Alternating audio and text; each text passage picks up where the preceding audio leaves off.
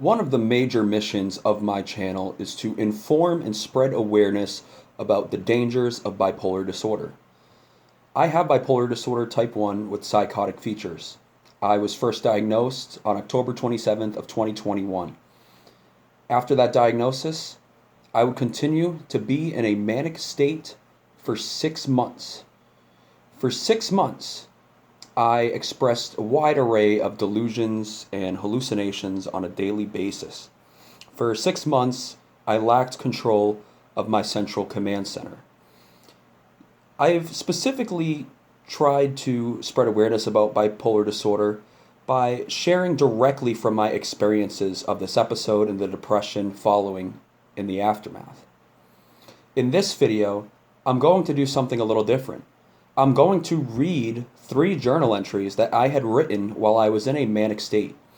All 3 of these journal entries were written in March of 2022 at the tail end of my manic episode. Prior to these entries being written, I did begin treatment at an outpatient facility in my hometown. I started a medication called Adolfo, and at the time that was the only medication I was on. And as an antipsychotic, maybe we could see over the course of these 3 entries me starting to express logic and rational thinking, or maybe we won't. Let's find out. But my purpose, I want to highlight the delusional thinking of the manic mind. I want to evaluate the beliefs of Manic Tyler, and while doing this, let's keep in mind the timetable of my treatment because I was starting a medication. This is the early stages of me starting bipolar medication. So the first entry is dated 10:31 a.m., March 13th, 2022. I'll read this. It is now the year 2022. I joined a frat. Then I got suspended from my frat. Now I am in the process of being expelled from the University of Massachusetts Amherst. I do not desire to direct too much attention to the past as it both depresses and bores me into an intense state of hyperinflated Bide-inflation anxiety.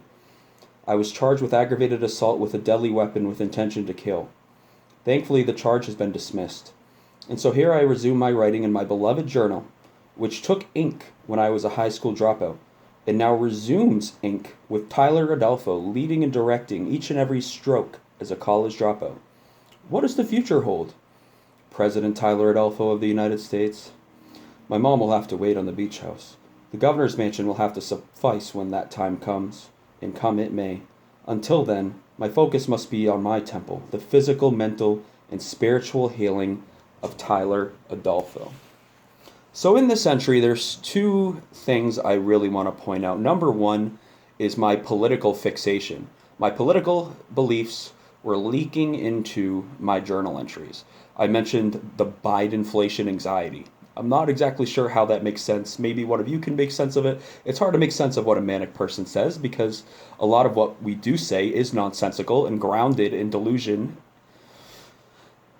And I also demonstrated grandiose thinking in this particular entry because I talk about how, President of the United States and how maybe I won't become that, but I'll at least become governor. That's still on the table, and I'm definitely going to achieve that. And I'm going to get my mom a beach house.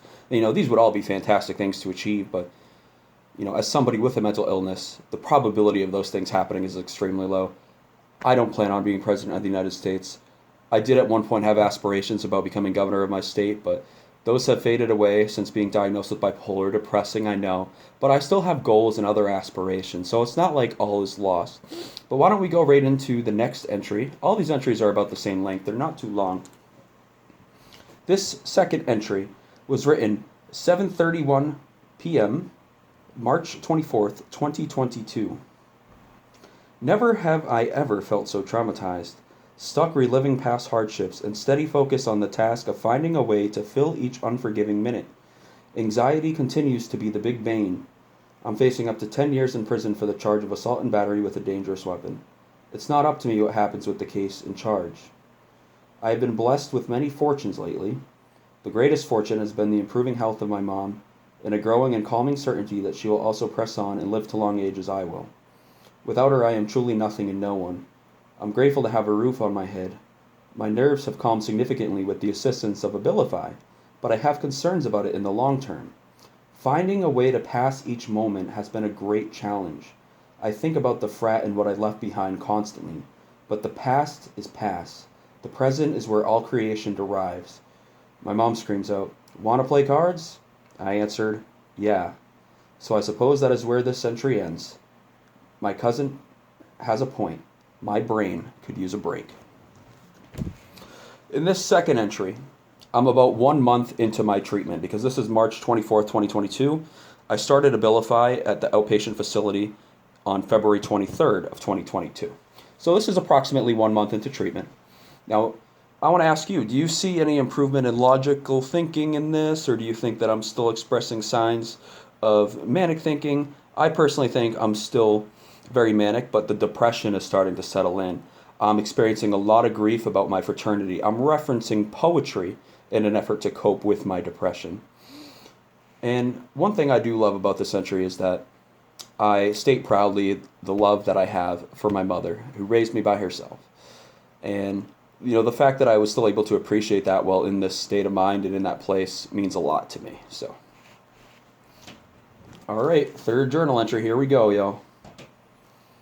4:52 p.m., March 31st, 2022. Fear, doubt, and uncertainty is how I began my first journal entry as a dropout from high school. These once again are the three words that best characterize my life, except I now make this entry having been expelled from my university, facing expulsion from my Kappa Sigma fraternity, which I technically already resigned from, and facing up to 10 years in prison in a worst-case scenario. My next court date is April 27th. My thoughts race constantly about the possible things that can happen. Nobody growing up would have guessed me as the one to someday face prison time. A guilty verdict could make it next to impossible for my goal of joining the military. I still have my entire life ahead of me, but lately every minute has been a struggle. How to spend each moment is no easy task to manage. Today, literally, the only thing I've done is watch the film Scent of a Woman. Maybe I'll go watch Jeopardy and Wheel of Fortune with my neighbor. It always seems to be when at the top that the devil creeps in and sets out to sabotage us. I am only 25 years old. Who needs a college degree? My situation is not ideal, but zero chance I'm allowing the devil or doers of evil to declare my life over. I know what I'm capable of, and I'm blessed to have God and his army of angels by my side even in the darkest hours of my existence. Myself, my mom, cousins Paula and Danny, Grandma Betty are always by my side, and I will never ever give up. So I guess one thing I could point out right off the bat is that I mentioned how my criminal charge would make it difficult for me joining the military, and I no longer have a criminal charge, by the way. I talk about that in other videos, but at this point in time, I didn't know that there was a rule that actually prohibits people with bipolar disorder from joining the military. People with bipolar disorder cannot join any branch of the military. People who get diagnosed are typically discharged from the military because of the severity of that diagnosis. I mean, it does just affect 1% of the world, and it's very rare, but it's very serious. An interesting thing about this entry is that it shows that I maintained my faith in God even at a time when I was at an absolute low in my life. And as someone who's ardently believed in God for really all my life, and who chose to believe in God of his own free will and accord, I wasn't forced to by my family. It means a great deal that I still kind of cleaved to my faith, even though it was a struggle.